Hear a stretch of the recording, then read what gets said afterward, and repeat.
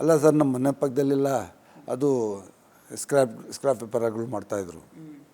ಅದು ಇವಾಗ ನನಗೆ ಆಟೋ ತೊಳಿತಾ ಇದ್ದೆ, ಆಮೇಲೆ ಆಟೋ ಓಡಿಸಿ ಅಪ್ಸೆಟ್ ಆಗೋಯ್ತು, ಈ ಕಾಲು ಮುರಿದೋಗಿತ್ತು.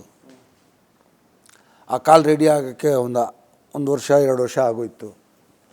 ಇವಾಗ ಆಟೋ ಓಡ್ಸೋಕ್ಕಾಗಲ್ಲ ಅಂತ ನಮ್ಮ ತಾಯಿದು ಮಂಗಲಸೂತ್ರ ಇತ್ತು, ಕಿವಿ ಇದು 3,000 ರೂಪಾಯಿಗೆ ಹಡೆ ಇಟ್ಟು, ಆ ಶಾಂತಿ ಅಂತ ಮಾರೋಡಿದ್ದಾರೆ, ಅವ್ರ ಹತ್ರ ಹಳೆ ಇಟ್ಟು ನನಗೆ ನನ್ನ ತಾಯಿ ದುಡ್ಡು ನಮ್ಗೆ ಕೊಟ್ಟರು 3,000 ಕೋಟಿ ತಗೊಂಡು ಇವತ್ತು 7,000 ಕೋಟಿವರೆಗೂ ಬಂದೆ ನಾನು.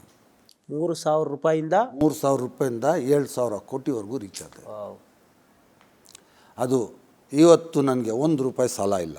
ಆ ಒಂದು ಜರ್ನಿ ಪೀರಿಯಡ್ ಅದು ಹೇಳ್ತೀವಿ, ಇವತ್ತರೆಗೂ 1 ರೂಪಾಯಿ ಸಾಲ ಇಲ್ಲ. ನಾನು ಸಾಲ ಲೈಫಲ್ಲಿ ಮಾಡಿಲ್ಲ. ಬ್ಯಾಂಕ್ ಲೋನ್ ಹೆಂಗೆ, ಮಾರ್ಕೆಟ್ಗೆ ಬಡ್ಡಿ ಸಾಲ ಹೆಂಗೆ ಅಂತ ನನಗೆ ಲೈಫಲ್ಲಿ ಗೊತ್ತಿಲ್ಲ. ಆ 3,000 ರೂಪಾಯಿ ನನ್ನ ತಾಯಿ ಕೊಟ್ಟರು.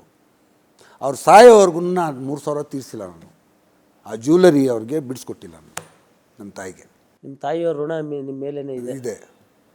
ಇವಾಗ ನಾವು ನಮ್ಮ ಹೆಂಡತಿ ಮಕ್ಕಳಿಗೆ ಕೋಟ್ಯಾಂತರ ರೂಪಾಯಿದು ಜ್ಯುವೆಲರಿ ಹಾಕ್ತಾಯಿದ್ದೀವಿ. ನಮ್ಮ ತಾಯಿಗೆ ಒಂದು 6 ಬ್ಯಾಂಕೆಲ್ಲ ಹಾಕೋಕ್ಕೆ ನಮಗೆ ಯೋಗ್ಯತಿಲ್ಲ. ನನ್ನ ತಾಯಿ ಹಂಗೆ ಕೇಳ್ತಾ ಅವ್ರು ತೀರೋಗ್ಬಿಟ್ರು. ನನಗೆ ಒಂದು 6 ಬ್ಯಾಂಗಲ್ ಬೇಕು, ಗೋಲ್ಡ್ದು ಹಾಕೋ, ಅದು ಒಂದು ಆಸೆ ನನಗೆ ಅಂಥೇಳಿ.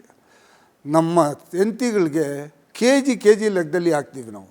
ಆದರೆ ನಮ್ಮ ತಾಯಿಗೆ ಒಂದು 6 ಬ್ಯಾಂಗಲ್ ಹಾಕೋಕ್ಕೆ ನಮಗೆ ಯೋಗ್ಯತಿರಲಿಲ್ಲ. ದುಡ್ಡಿತ್ತು, ಆದರೆ ಮನಸ್ಸಿರಲಿಲ್ಲ ಹಾಕೋಕ್ಕೆ. ನಾನು ತಪ್ಪು ಮಾಡಿದೆ, ಅದೇ ತಪ್ಪು ಈ ಜನ ಯಾರ್ಯಾರು ನೋಡ್ತಾ ಇದ್ದಾರೆ, ಆ ತಪ್ಪನ್ನು ಅವ್ರು ಮಾಡಬಾರ್ದು.